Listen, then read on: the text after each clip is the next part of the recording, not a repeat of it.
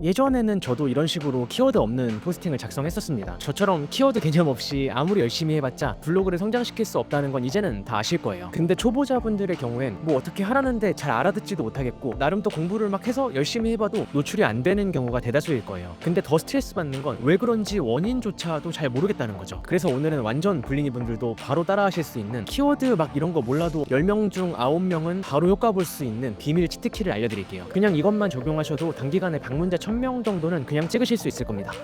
오늘은 진짜 복잡한 내용 다 빼고 초보자분들도 바로 이해하고 적용하실 수 있게 간단하게 말씀드릴게요. 맛집이나 카페를 포스팅하시는 분들은 예외라서 이거는 뒤쪽에서 말씀을 드릴게요. 먼저 핵심부터 말씀드리자면 제품을 리뷰하는 포스팅을 하시는 경우에는 메인 키워드, 제목 제일 앞에 넣을 단어를 정할 때 그 카테고리의 모든 사업자가 범용으로 사용할 수 있는 단어를 메인으로 잡으시지 말고 차라리 그 제품의 개별 이름을 메인 키워드로 정하세요. 예를 들어서 설명드리면 수분크림 추천, 여행용 캐리어 추천 이렇게 카테고리마다 화장품을 판매하는 캐리어를 판매하는 모든 사업자들이 모두가 욕심내고 있는 치열한 싸움판에 굳이 들어가서 싸우지 말라는 겁니다. 올리브영에 가서 애플 수분크림이라는 걸 샀다면 올리브영 수분크림 추천, 내돈내산 후기 이렇게 제목을 잡으셨을 때 그냥 수분크림 추천보다는 낫지만 이것도 올리브영에 입점한 모든 수분크림과 싸워야겠죠. 방금 말씀드린 방법으로 한 번 더 개선한다면 올리브영 수분크림 추천이 아니라 올리브영 애플 수분크림 내돈내산 후기 혹은 그냥 애플 수분크림 내돈내산 후기 그 제품의 이름을 메인 키워드, 제목의 제일 앞쪽에 딱 넣어주시는 방식으로 완전 쉽게 개선해볼 수 있습니다. 너무 간단한데 이렇게만 해도 상위 노출 가능성이 진짜 한 5배는 올라가실 거예요. 제 생각엔 5배보다 더 올라갈 것 같은데 그냥 보수적으로 5배라고 말씀드리는 겁니다. 여행용 캐리어도 마찬가지죠. 애플 캐리어라는 제품을 샀다면 여행용 캐리어 추천이 아니라 애플 캐리어 내돈내산 후기 이쪽으로 가셔야 되는 거예요. 여기에 제목 뒤쪽에 붙이는 서브 키워드들을 내돈내산 후기는 너무 막 쓴 느낌이고 조금만 신경 써서 넣어준다면 화장품에는 성분이나 민감성 피부, 지성 피부 같이 덧붙일 수 있는 세부한 단어들을 넣어주시면 되고 캐리어 같은 경우에는 무게나 21인치, 24인치 같이 실제로 덧붙여서 검색할 만한 단어들을 넣어주면 되겠죠. 제가 뭘 말씀드리면 그걸 그대로 적용하시는 분들이 많으셔서 당황스럽긴 한데 화장품 무게, 캐리어 민감성 이렇게 막 붙이시지 말고 관련 있는 단어들을 붙여주셔야 됩니다. 야 누가 그렇게 하냐 라고 생각하실 수 있겠지만 진짜 이상하게 따라 하시는 분들이 꽤 계시다니까요.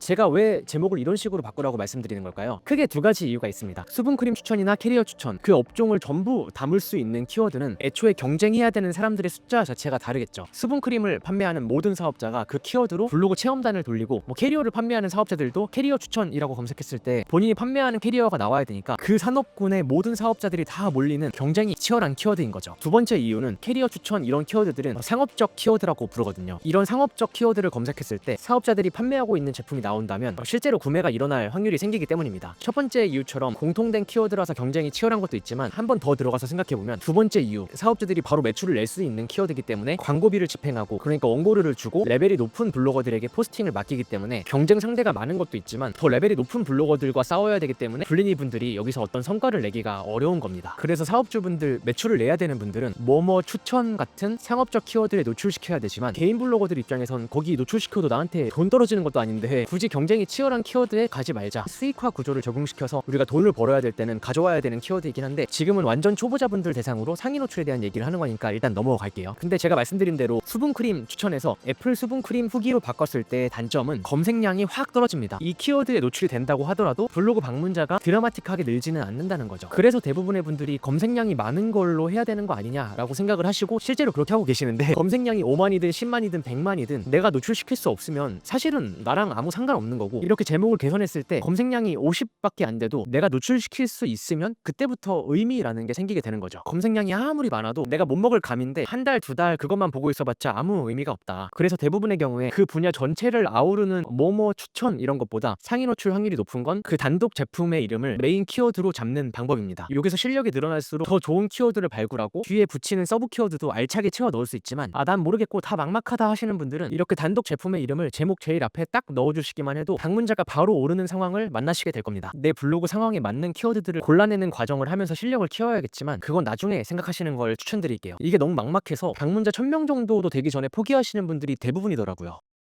이제 맛집 얘기를 좀 해야죠. 맛집이나 카페를 리뷰하는 경우에도 뭐 홍대 맛집, 광명 맛집 이런 단어를 제목 제일 앞에 넣어봤자 경쟁이 굉장히 치열하고 가능성이 없겠다라는 건 이제 막 우리가 알아보지 않아도 느낌이 확 오죠. 그랬을 때 그래 오늘 배운 것처럼 식당의 이름을 제목 앞에 넣자. 맛집의 경우에는 이걸 똑같이 적용해도 노출이 안 될 확률이 훨씬 더 높을 거예요. 그래서 맛집은 왜 안 되는지 이 부분과 여기서도 상위 노출되는 식당을 뽑아낼 수 있는 방법이 있거든요. 진짜 어려운 얘기 안 하고 핵심만 완전 짧게 전달드려 보도록 할게요. 우리가 홍대에서 약속을 잡고 저녁 뭐 먹지 하면서 검색해서 찾는 식당이 있을 겁니다. 검색했을 때 나왔다는 거는 두 가지인데요. 체험단을 계속 돌려서 검색했을 때 여기저기 나오고 있거나 그냥 그 식당 자체가 엄청 유명하거나, 두 경우 다 거기를 다루는 포스팅량 자체가 많다 보니까 식당 이름으로 검색해도 이전에 단독 제품들 리뷰하는 경쟁 강도가 다릅니다. 화장품 같은 경우에는 그 제품 이름 키워드로 체험단을 돌리는 경우가 그렇게 많지는 않거든요. 여기서도 깨알로 내가 리뷰하려는 화장품이 그 화장품 제품 이름으로 체험단을 막 돌리고 있다 하면 그 화장품을 리뷰하는 것도 좋은 선택은 아니겠죠. 그래서 맛집이나 카페들 중에 그 매장의 이름을 메인 키워드로 했을 때 상위 노출될 수 있는 가능성이 높은 곳을 찾는 방법은 아까와 정반대로 체험단을 돌리지 않는 식당이거나 블로그 리뷰가 없는 식당을 골라서 가시는 겁니다. 그러면 당연히 매장 이름으로 포스팅했을 때 안정적으로 상위에 올라갈 수 있게 되겠죠. 물론 그 매장 이름으로 아무도 검색을 안 한다, 진짜 한 달에 10명도 검색 안 한다, 이런 경우는 의미가 없을 수 있지만 대부분의 경우에는 조금씩이라도 검색을 하기 때문에 내가 하나하나 분별하면서 키워드를 찾는 게 어렵다 하시는 분들은 네이버에 검색했을 때 블로그 리뷰가 많이 없는 식당에 그 식당 이름을 메인 키워드로 글을 작성하시면 되겠습니다. 오늘은 키워드 찾는 걸 어려워하시는 분들을 위해서 가장 간단하게 진짜 따라만 하시면 바로 성장 그래프를 보실 수 있는 제일 쉬운 방법을 공유드렸는데, 이렇게 진행하셨을 때 방문자는 계속 올라가실 거예요. 근데 수익화, 돈을 버는 건 또 별개의 얘기죠. 이게 방문자 올라가는 것과 비례할 수 있지만 무조건 그렇지만은 않거든요. 수익을 내는 포스팅을 기획하고 어떻게 작성해야 되는지 이런 전반적인 내용이 궁금하신 분들은 고정 댓글 확인하시면 제가 수익이 0원이었던 블로그를 한 달간 운영해서 만들어낸 성과를 8분 만에 압축해서 보실 수 있으니까 참고해 주시면 되겠습니다. 그리고 영상 외에도 블로그 수익화를 위한 무료 자료집도 보내드리고 있고, 매달 마지막 주 토요일마다 구독자분들을 대상으로 무료로 줌 웨비나도 하고 있습니다. 블로그 관련해서 여러 내용들을 전달드리고 질의응답도 긴 시간 함께 하고 있는데, 이 부분도 관심 있으신 분들은 댓글 확인해 주시면 좋을 것 같아요. 오늘도 영상 끝까지 봐주셔서 감사합니다. 다들 즐거운 하루 보내세요.